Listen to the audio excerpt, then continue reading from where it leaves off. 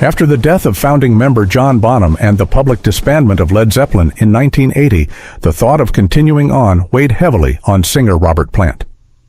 In early December 1980, following the untimely passing of drummer John Bonham 2 months prior, a press statement signed by Led Zeppelin revealed that the band wish it to be known that the loss of our dear friend and the deep sense of undivided harmony felt by ourselves and our manager have led us to decide that we could not continue as we were.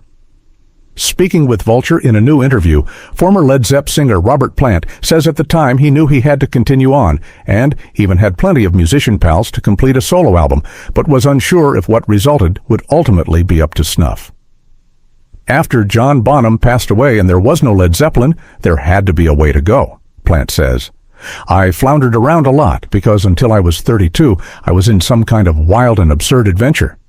Phil Collins of Genesis, who had been through a similar situation after the departure of Peter Gabriel a few years earlier, and performed on a number of tracks on Robert's first solo album, Plant explains, especially was a driving force and had positive energy with the first record, Pictures at 11. It wasn't a difficult job to get together with other people, it was just whether or not we could cook it properly. He adds, with Phil, it wasn't so much advice as encouragement and consideration. He was taking no prisoners. He would only allow himself a short amount of time to come to the studio in Wales and make it work. Nobody was hiding behind the performance. Collins would go on to hit the road with Plant as he brought his solo material to the masses and even shared his unwavering support for anything Robert decided to do.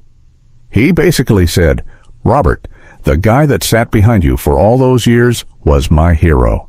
Plant remembers Collins telling him about his love of Led Zeppelin's late drummer. That was it. He said, "Anything I can do to help you to get back into fighting shape again, I'm here." Robert adds, "He's a great spirit, a good man."